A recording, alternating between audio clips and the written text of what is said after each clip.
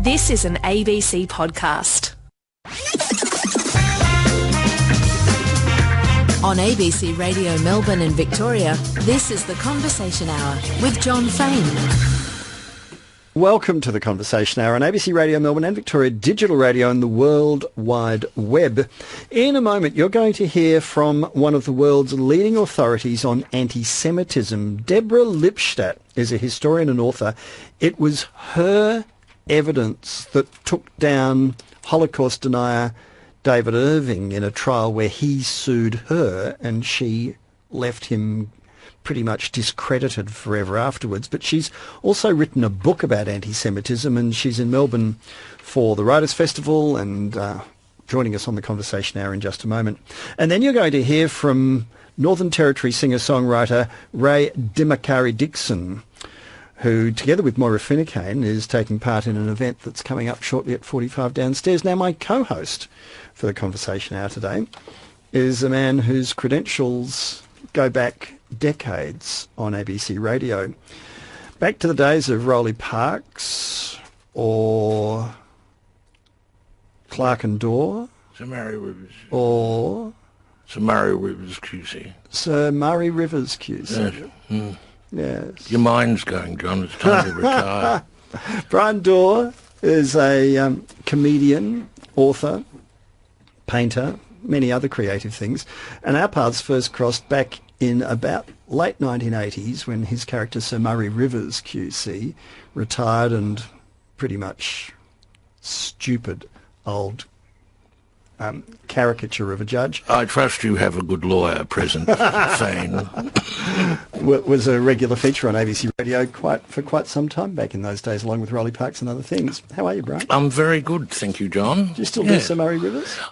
Funny enough, I haven't done Sir Murray for about a year and a half, but I am doing him next week. Oh, good.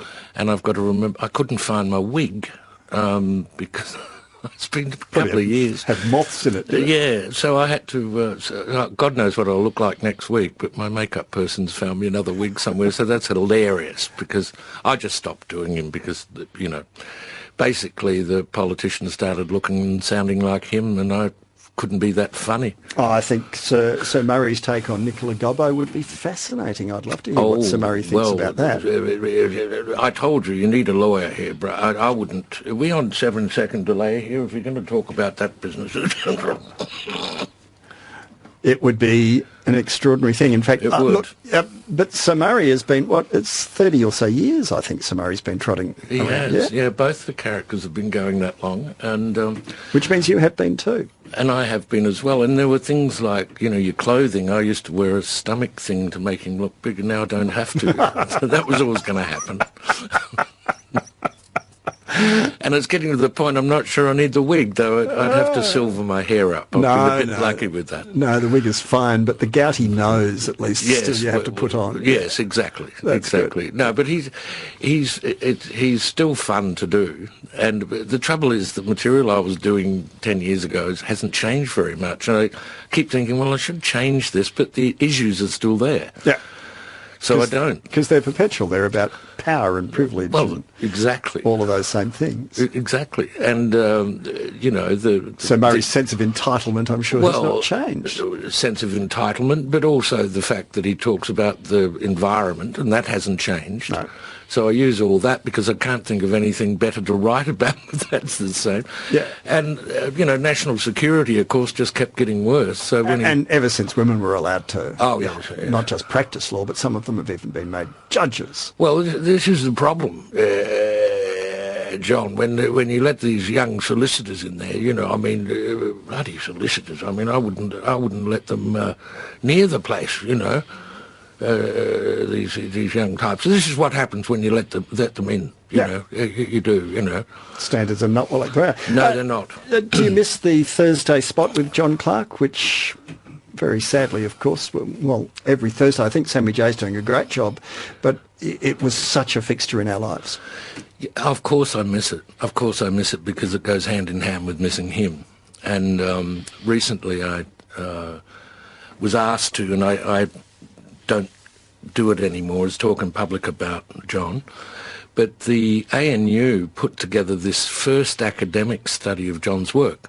An academic study? 5 academics put together the first serious look at John Clarke's work from New Zealand onwards. There was an academic from New Zealand. A serious look at comedy? Serious look at satire and what he was doing and the antecedents of it, where it came from. And it was, I mean, I got up at the ANU and did the talk and said it was great to find out what John and I were doing for the last 30 years because when you're doing this stuff, I mean, you don't sit down and analyse, you know, what you're doing. You just do it. And then, but it was good. And they were, what I found fascinating was that they were deeply committed to the subject in a way that I just couldn't imagine someone being. But then I'm not an academic, so... Now, I've got something for you. You are leaving, aren't you? You haven't turned your back on that yet. There's an idea. Well, you could. That would startle people. I've changed my mind. Yeah, that would startle people, particularly Virginia Trioli. John, I just want to give you a little prezi for all the great work you've done. Oh, hang on, what's this? That's a T-shirt. It's a T-shirt, yeah. Hold it up for everybody to see. See, that's what I thought you'd do. Yeah. And that's what it is. Around the front, and around the front it's the National Troublemakers Union T-shirt. Looking for trouble, you just found it. So I think that will keep you. And there's your sticker for the car. Is the National Troublemakers Union still going? Yeah, of course. Oh, fantastic. Yeah, no, of course we're still going. Excellent. So I thought you should have that as a little going away present. And it's in the right size too. Extra large. Yeah. And it'll get worse if you're retiring. I've got something to ask you, John. That's very generous. Thank you very much. Can I ask you a question on your retirement? Can you ask me a question? Not retirement, no, just leaving the ABC. Yeah, well, we'll talk about what you're going to do later, but thanks for joining us. I worked out, I did the sums this morning, and I've worked out, along with Helen Richardson, who's a producer here, an old and has friend, been for a very long time. She was here in medieval times. She was. For the building. Yeah. We worked out that on one day during your program, you'd ask a minimum of 150 questions. How do you do that? Oh, there's another one. Oh, we've done that. So that makes over a week. That's 750 questions. By 40 weeks, that means in a given year... 42 in a year. Take all whatever, 30,000 questions. Yeah, right. Yeah. Now, you times that by 23 years, and we've done the same. You have asked nearly 700,000 questions, John, and what are you going to do about it when you're not here? How are you going to wean yourself off this? Relevance deprivation. It's not going to be easy. I hope you've got someone, you know what will happen. Jan will be sending you down to Woolworths every day and you'll be doing vox pops with passers-by. No, there's that person with the microphone out the front of the shop. Yeah, you could do that. Hurry. Yeah. What do you think of the government's position? Hurry. Only till lunchtime today. I could do it at the market, where they sell the chops and sausages. Yeah. Well, Jim Cairns, remember what he did when he left Parliament? He was selling his book down at the South Melbourne Market. South Melbourne Market too. Yeah. Okay. Yeah, as well. So you've got to have to think about this. 700,000 questions. It's absolutely absurd when you put it that way. It is. I wish you hadn't. But no, the adrenaline and the buzz, it's like, it's a tightrope. It's a 3.5-hour performance on a tightrope every day and a different one every day. And that I'll have to wean myself off that adrenaline kick. There's no doubt about that. I've come to terms with that. Have you? Have you spoke to someone about it professionally, or what you mean, as in counselling? No, I haven't. You have to, but I'm not taking any calls for you. I have sought counsel from different people, but not in terms of professional counselling. No. Well, Kerry O'Brien would be a good start, wouldn't he? I mean, he must have been. Well, first thing he did was write a book. Yeah, of course. Well, I can't see the point of doing this for 30 years and then. Well, it kept him off the street. You see, as soon it's as a you big leave, book. you just start reliving it all again. Why would you do that? It's a big book. I've got through the south side of his book. I've climbed the south side, but I'm working on the northern summit at the moment. But yes, you will have to. What are you going to do? I won't see an alarm clock with a 4 on it again. That's excellent. Yep. And I'll be able to do things without being in a rush. Yeah. I still want to do useful work, but not at the same frantic pace. So I'm not retiring. I'm a bit sensitive about this. What do you retire from? I don't know. We keep working. We all keep working all the time now, don't we? So what about travel? I'm quite happy to eventually look for other things to do that are meaningful. Travel, yeah, there'll be some travel. With your son again, doing another bike hike? Car, was it? No, he's not in the slightest bit interested. But no, we. I'll come. He's got a real. Why don't we go and do a television series, John? Okay, what? Car museums of the world. Yeah. Well, Excellent. someone wanted me to do expats. Weren't you hanging out in Morocco? Yeah, last year. For You 5 still doing months. that? Well, no, I'm clearly sitting here talking to you. No, but you were. I thought you yeah. sort of half moved, like kept one Yeah, foot there and well, one foot I here. do. I came back to do this exhibition, and Which we haven't even talked about yet. It's okay. So I was working on that over there, and I would like to go back and spend some time there, and also in Portugal, in Porto in particular. Okay. Which I love. Just apropos of me leaving here, earlier this morning it was announced on ABC Radio Melbourne that the last show on October the 11th is at the Melbourne Town Hall, and if people would like to be in the audience, they are all invited. The whole of the world is invited. And to sign up to be in the audience, all you have to do is go to the ABC Radio Melbourne website, subscribe to our e-newsletter, tick the box that you would like to come along to the final show, and if we end up oversubscribed, there'll be a ballot to work out, and just a random ballot, just completely arbitrary. It's not a matter of getting in first, it's just a matter of putting your name down sometime in the next couple of weeks, and then we will, if it's oversubscribed, we will work out who gets a spot and who doesn't. So just go to the ABC Radio Melbourne website, and you can follow the links that are there. And just one other important point before we talk about Bryan's exhibition. As an opportunity not to be missed, and in order to try and somehow distract people from the fact that it's my last show, if you want to celebrate the fact that I'm finally at last no longer going to be the rostered mornings presenter, or if on the other hand you'd like to say thank you or whatever else might inspire you, I'm asking people, if you want to make a donation to the Koori Heritage Trust as a way of saying, yep, that was kind of fun. And the Koori Heritage Trust, the link is on our website, and if we can raise some money for them at the same time as putting on a final show, that'll be fine, kind of good. Now, tell me about your show, which is on at Montsalvat.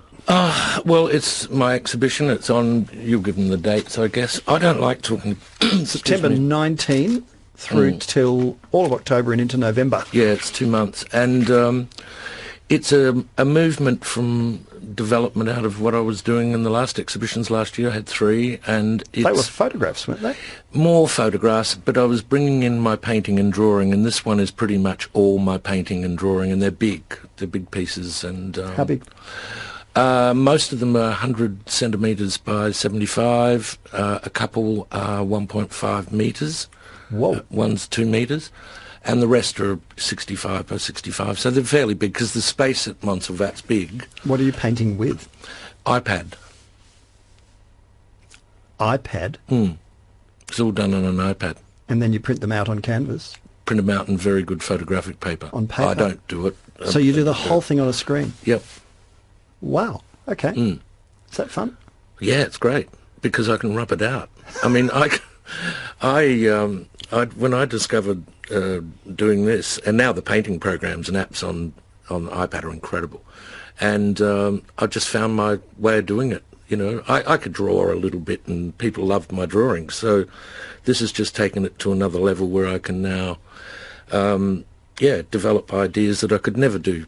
I can't paint. It's too late for me to learn how to mix paints and whatever, but on an iPad I can. I just play, and if it doesn't work, I rub it out. Got an Etch-a-Sketch? Oh, yeah, it's a bit more sophisticated than that. Did you have one of those as a kid? Yeah, of course.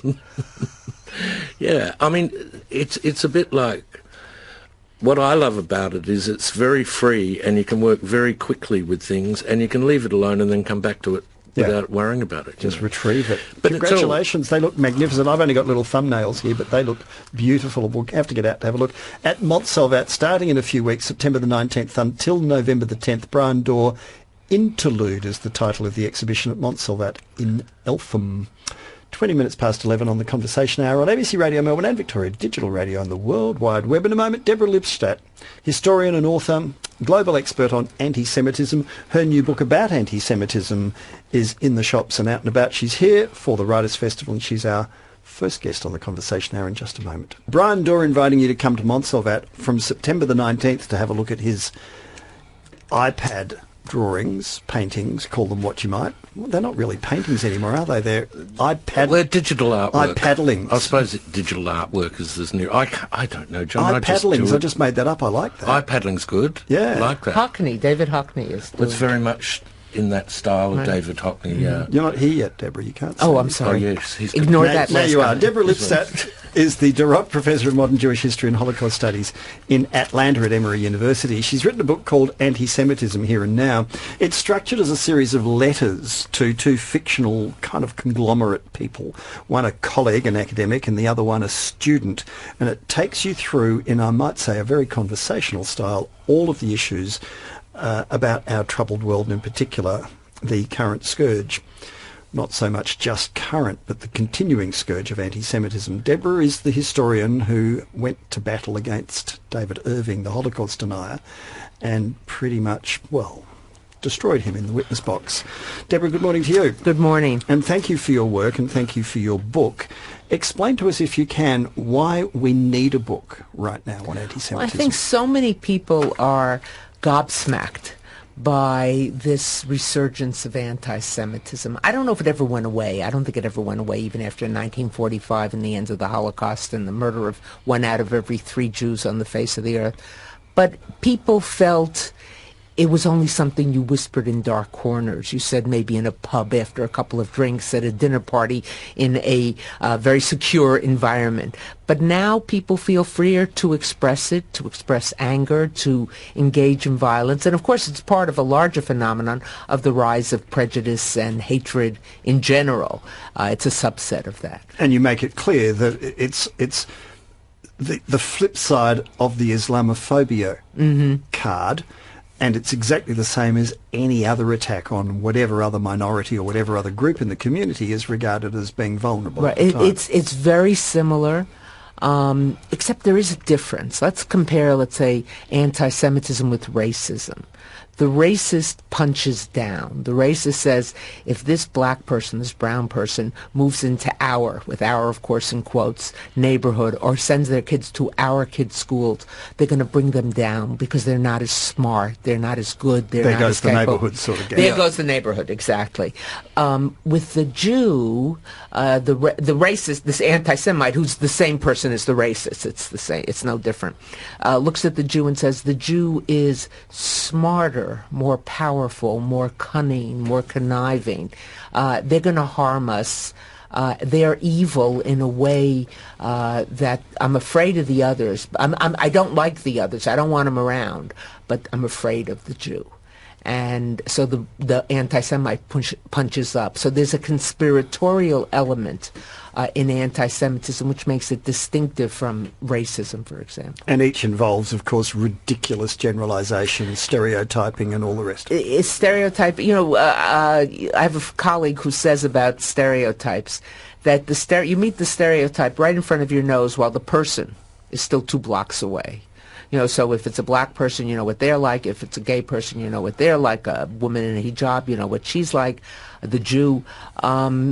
Think about the word prejudice, the etymology of the word prejudice, prejudge. Don't confuse me with the facts. I've made up my mind. It's ridiculous. If it wasn't so harmful, it would be almost funny.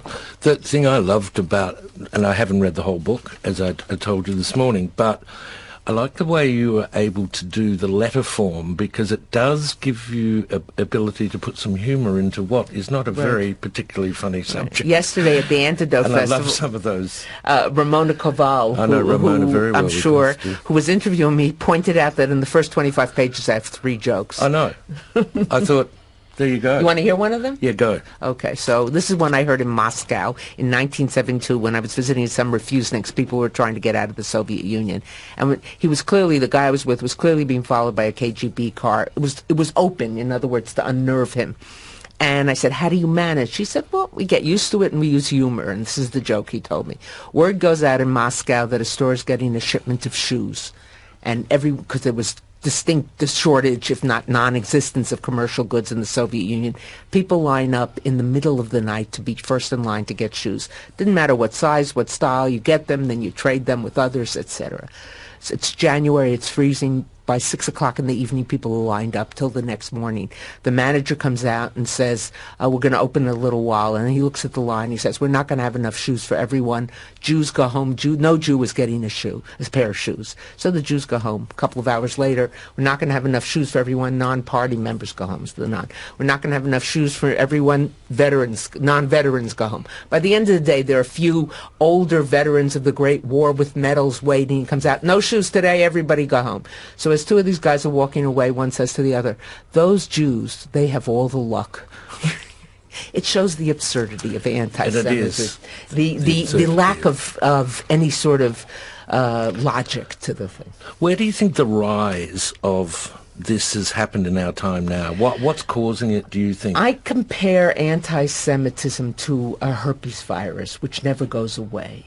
And with certain kind of herpes, the things that bring it out, or other viruses, other infections, are two things: stress and a hospitable atmosphere. And I think there is stress, there's economic stress. I don't want to say it's just economic, because then you sound like it's only poor people who have lost their jobs or having economic pressures, but it's coming from across. But the stress, change in society, rights to people who didn't have rights before, new groups in your communities, etc. And then the hospitable atmosphere is that you have leaders, including in my own country, but certainly not in my own country, who make it okay to demonize people, to divide amongst people. So it's the dog whistling. Yes, it's on both sides. I nearly fell off my chair when I read the account you gave of Donald Trump early in his election campaign, in the fundraising side of it, addressing a meeting of Jewish American Republican Jewish Americans to seek to raise money, and he told them what? He said, you're not going to vote for me, you're not going to support me because I don't need your money. You only want to give money to people you can control. These were people who had come to decide what candidate. These were the top-notch Republicans. And then he looked at them and he said, now, I'm a renegotiator. You're all renegotiators too, so we understand each other. In other words, when he signs a contract, and he was famous for this in business, it wasn't finished. He would sign a contract to one man, a small businessman, was given the contract to put in the glass windows in one of his casinos. He signed the contract, did the work, came with his bill, and Trump's building manager, whoever it was, said to him, okay, we'll pay you 10 cents on the dollar. And the guy didn't have the money to go up against the Trump organization, so he just renegotiates. And he said, but here's the irony. I don't know whether Donald Trump is an anti-Semite or not. No, but and you it's conclude immaterial. That he's an enabler. He's an enabler, exactly. Yeah. As with Jeremy Corbyn. Jeremy Corbyn also an enabler, both on the right and on the left. It's not limited to one side. But where's that coming from, John, with Corbyn in England? Where's... Corbyn's a long time. Corbyn has been hanging out with anti-Semites, with Holocaust deniers for a very long time. I think there's a whole chapter in the book about it. I think it's a legacy in some measure. I made a joke about the Soviet Union, but it's a legacy to some degree of the Soviet Union. The Soviet Union was intent on spreading anti-Semitism from Stalinist times after the Six-Day War. And the Zionism is racism was a gift of the Soviet Union. You can agree with... You trace back, in fact, to its origins there. That's right. But there was a period of time early on in Israel's history where supporting Israel was fashionable for people on the left. That's right. And then it changed. Right. It changed a lot in the late 60s, in part with the push of this anti-Semitism, anti-Zionism from the Soviet Union. It changed also once Israel captured the various territories that it captured and was not the small, vulnerable, weak country. So a lot has changed since then. Israel does a lot that a lot of other Jews, as in fact I myself, I'm quite happy to put this on the record, Israel does things that make me uncomfortable. Sure. Israel as a state, as a nation, and that's the government of Israel, not the people of Israel. Or that's right. It's the current government. It does things and you wince and you go, are you kidding? You can't be serious that you're doing this. And that, though, as you outline in the book, that's not to be a trigger for people to be critical of Jews. It's a trigger, surely, if anything, to be critical of the current government of the State of Israel. Well, this brings up BDS. What's your position on that? BDS, boycott, divest, sanction, is really not about boycotting, divesting, or sanctioning. We couldn't boycott Israel. Everybody would have to turn in their iPhones, turn in half the equipment in the hospitals that do the most advanced medical procedures. It's about toxifying Israel, about making Israel toxic.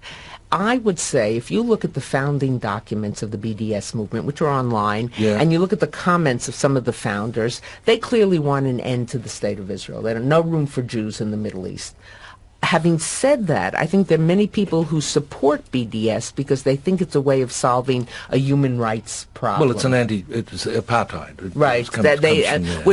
And the situations are not parallel. And that's the problem. That's what John's saying. That you can support BDS as an idea of trying to support the Palestinians, but not be Look, you can being critical of Israeli policies is not anti-Semitism. You want to see criticism of Israeli policies? Go to the Knesset. Yes. It's the only place. There are people in the Jewish community who say that it is the absolute obligation of any Jew to be uncritical of Israel, which I've always found absurd. But I think there are very few like that. If you go to any, I spoke once at the Oxford Union a couple of years ago. I was part of a debate, and when I came in, they said we're the longest continually existing debating society in the world. And I said to this young man, this young Oxford student, I said, "You've never been to a Jewish home for a Friday night dinner, have you?"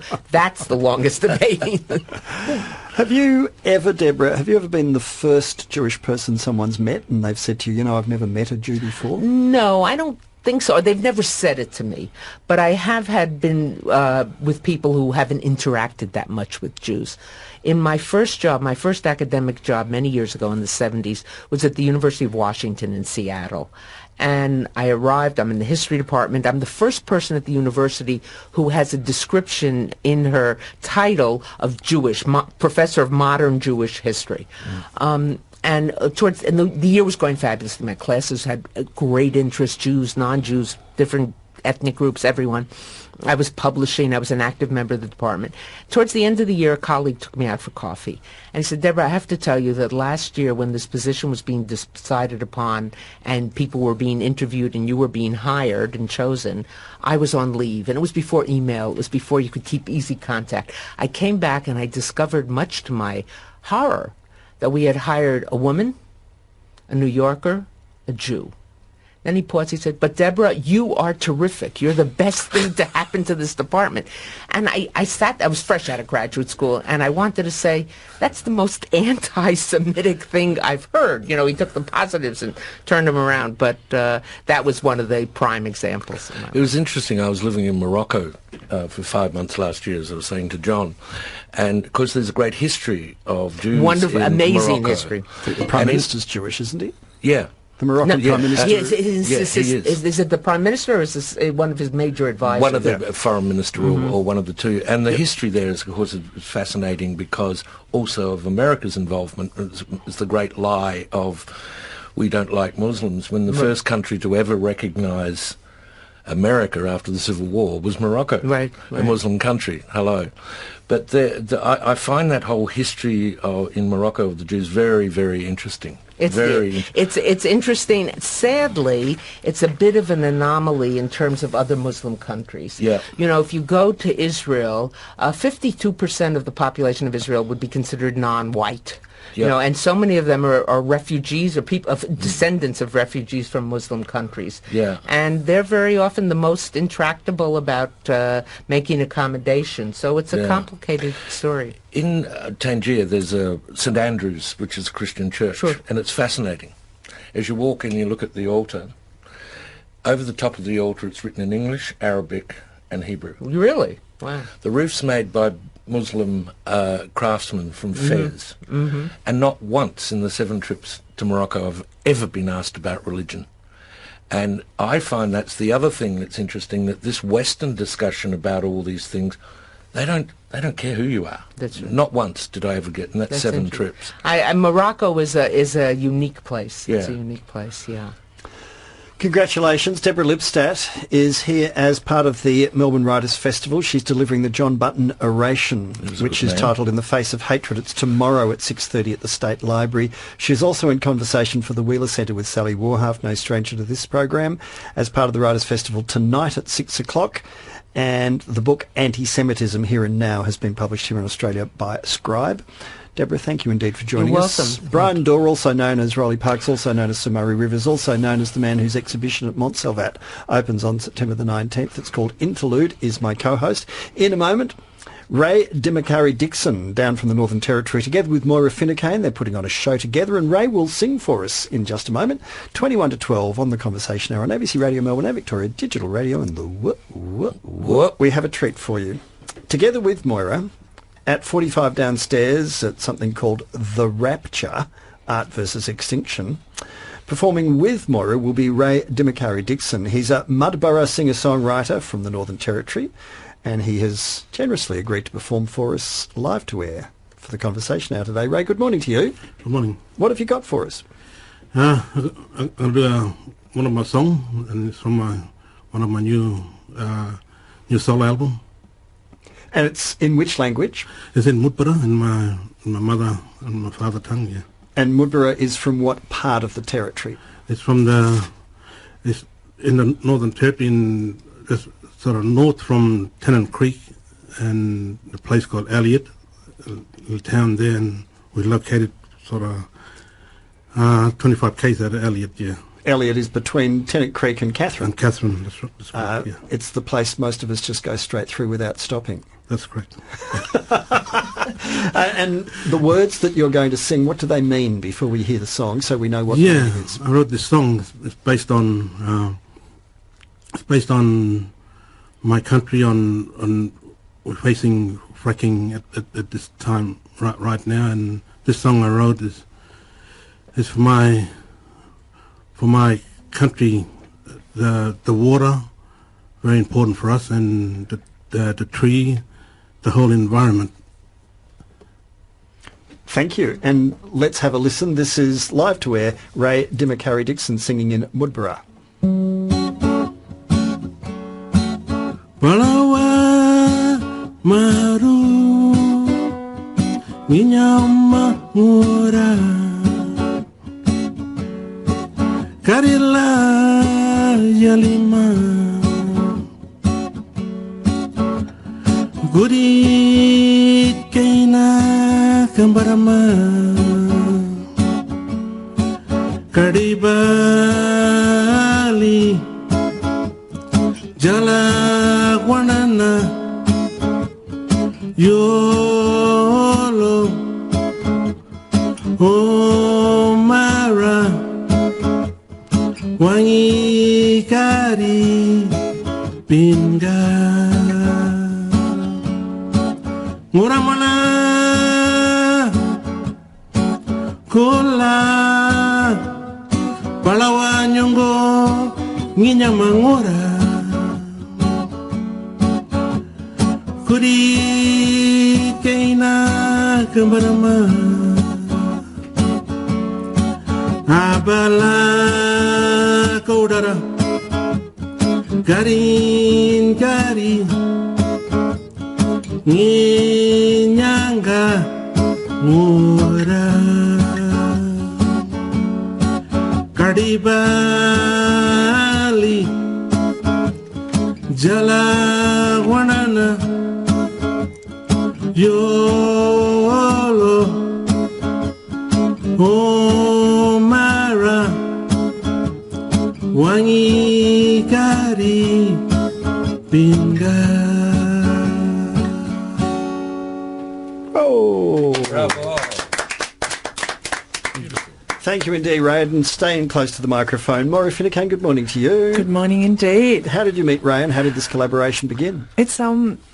It's been a really beautiful journey, and it's weirdly combined my burlesque history with the work that I've now created called The Rapture. So what happened was we were touring all around Australia, and we were the the longest tour of contemporary variety since the gold rush.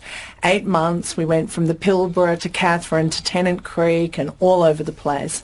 And in amidst all of that, I met Ray.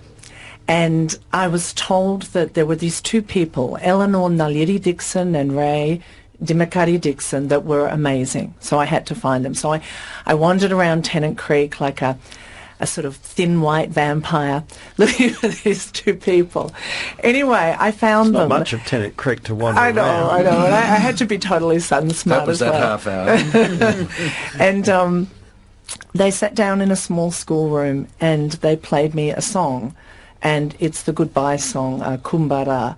And I'd never heard Mudbara before. I didn't know what the song meant. But the whole room disappeared and everything went dark. And then at the end of the song, the room kind of came back in and took shape again. And I asked them, what's the song about? And they told me that the song was about when people pass and the beauty and sadness of people passing and how other people wait for them. And we started talking, and then I showed them a clip of Caravan Burlesque, because I asked them to be in our burlesque show. And so I showed them this clip, and there was wildness and dancing and balloons and nudity. And I said, so it's a celebration of human joy and love and beauty, and it's wild and it's crazy, and we'd love you to be part of it.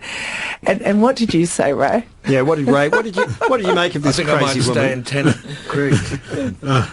It was a moment where we have to talk in our language, in Mudbara, me and my daughter. So I spoke to her, and she said to me, "Oh, we can try. We can give it a go." So, and of course, because I speak a little bit of Mudbara now, walgara, which means step by step, yep. which we keep telling each other. But the only word I heard was mum, and I knew, just because humans are in some ways knowable, even though we're all very different, I think that they need to consult a higher power to check whether it's okay to be in this crazy show. Sure. And sure enough, you did ask your beautiful wife, Thelma. I did, yeah, and she's 100% supportive now, and she's with us in this journey. So that's how she we must began. be completely crazy, Ray. So why did you take Moira out to Kalkarinji, out to Wave Hill? Well, I wanted her to feel the deepness of Aboriginal culture and art and music, and feel that how we passion for our culture and for our music, yeah, and meet different musicians, different language. Meet in that festival, so I wanted her to come and just experience that. So the Wave Hill Festival, what was happening there? The Wave Hill Festival was the Freedom Day Festival, and it commemorates and celebrates the incredible walk-off from Wave Hill of the Gurindji people, which, wasn't the first walk-off in Australia. Indigenous people all around Australia have walked off and have demanded their rights and their voice ever since white people first landed on this soil. But the Wave Hill walk-off is so special because it was the first time that land rights legislation came into being, because this group of people who had nothing, who were paid nothing, walked off a station which was their land. So this is the Gurindji walk-off with Gurindji the vesties walk-off. and from Little Things, Big Things Grow. From Little Things, Big Things Grow in The 1966, Lingiaris they and all walked the rest off. of it. Yeah, it's a great story if you don't know it. Yeah. It's one worth learning. Moira, how does an environmental scientist specialising in wetland rehabilitation and environmental land law end up doing a show called The Burlesque Hour? Wow. It's a bit of a journey. It's interesting. I was listening to what Deborah was saying, and in fact that answers your question, because humour is a really powerful force. And when I was a kid, I grew up on fairy tales, and I loved those ideas that for little kindnesses and little cruelties can have immense consequences, and the idea that you can tell a story with colour and beauty and humour. I mean, look at Little Red Riding Hood. That is a funny story. Who wants to trust a wolf? And yet they're so attractive. So as I grew up, up and I studied environmental science, and I worked in world heritage, and I also worked in human rights, specialising in gender violence. The role of humour is profound and powerful. We all know as humans that we don't really like sitting down and being lectured to after a really long day. Try it with school kids, you'll know what I mean. So creating the Burlesque Hour was a discourse in human rights dressed up as a hot night out. It's wild, it's funny, it's passionate, and it's completely immersive. And raunchy. And totally raunchy and sexy and beautiful, as we all are. And I was told, I know, everybody's going, am I? You are, let me tell you, I know. A sumptuous monster. A sumptuous monster. And I was told by everybody it would not work. It was too much. People weren't ready for it. Moira, it's too much. And I thought, don't tell me. So we took it all around the world. It's been to 15 different countries. It's been seen by 400,000 people. And it has transformed, invigorated, aroused on every level, intellectually, sensually, physically. And it's actually taken me to my next work, The Rapture, which I'm doing with Ray, Dimakarri, Dixon and 30 other artists. It's at 45 downstairs. It's at 45 downstairs. And The Rapture is art versus extinction. And, you know, you think, hey, folks, we're in a climate emergency. We are on the edge of the abyss. And yet we know that from little things, big things grow. Ray, what do you make of marrying your culture with Moira's burlesque raunchiness? How does that go? Aboriginal people aren't really into burlesque and naked performances and the like. Yeah, bit of culture there. Yeah, and I think it's time that we sort of from musician background we need to share our culture, you know. And in a respectable way, you know, and I think that's the only way we can connect. Did you think she was a bit crazy when you first saw what she does? She's a bit crazy, but I think she'll learn. I think our culture. She'd be crazy or a lot crazy? Oh well, probably a little bit crazy. Little bit. There you are. That's pretty generous. Yeah. And I think it's interesting because when the first time I performed at Tennant Creek, and you see, I don't think that nudity is anything to be ashamed of. We're all born nude, and despite whatever our beloveds dress us in, at the end of our lives, we go back to the ground nude. And in my work, nudity is only used as a celebration and a statement of power. It's not ever used as a kind of, look at me, do I look good? You know, we know that we are all beautiful, and in our work, The Burlesque Hour, the reason it's been so successful is because people see their own beauty. And I've never told you this story, Ray, but when I first performed in Tennant Creek, some old women, some old ladies, they were Warramungu ladies, they came up to me and they said, you? And I said, yes. And they said, you're like us. We perform without our tops on too. We perform in ourselves, in our skin. And it was an incredible moment for me where they invited me to be with them and spend time with them. Yeah, that is correct. And that's Aboriginal people in the history. We walk on this earth. We had no clothes, so you know. It's a powerful connection. And in The Rapture, one of the things that happened yesterday, which was incredibly exciting in this art versus extinction journey, which has taken me from Antarctica with my environmental science mentor 35 years ago, in the snow, walking with penguins and distant avalanches and scientists, and of course... And you took your clothes off there Well, too. I was actually in black silk couture. Couldn't help yourself, really, Well, could you? I couldn't help myself. I was being photographed by a photographer who normally photographs whales, so he got my perfect angle. The Victorian government gave you money to do The Victorian government Moira? recognised, which is just such a thrill for me, they said, you are an extraordinary creator. We want you to supercharge your practice. How are you going to do it? And I said, I'm going to go on this epic journey of land, culture and spirit. I'm going to go from the Tiwi Islands down through the Red Centre. I'm going to spend time in Mullingar with Ray's community and family, and then I'm going to go all the way south to our imagined our imagined south, which is Antarctica, and it's actually the only place in the whole world where people have never lived. So it is a place where humans have never lived. And there I was, it's 14 million square kilometres of ice. And I've taken that and my epic journey to Berlin, which took me into the very first theatre that Nosferatu ever played in, into the forests of Denmark, to Miami, which originally commissioned this work, the Dimakarri Festival. They're only 2 metres above sea level in Miami. And for the time being. Yes, for the time being, it's and closing. and and all of this has come together. But yesterday, I told Ray that this organisation called 15 Trees, because people have gone to me, look, Moira, since you premiered The Rapture, things have got so much worse. You know, I don't want to come along and have a miserable night. I want hope. If you can't give me a roadmap for hope, I'm not coming. So I've promised everybody a roadmap for hope. And yesterday, an organisation called 15 Trees rang me and committed to plant 888 trees to honour the season of the Rapture, which means for every table of people that come and just sit down on the chair and watch this wild electricity cable of art, a tree will be planted.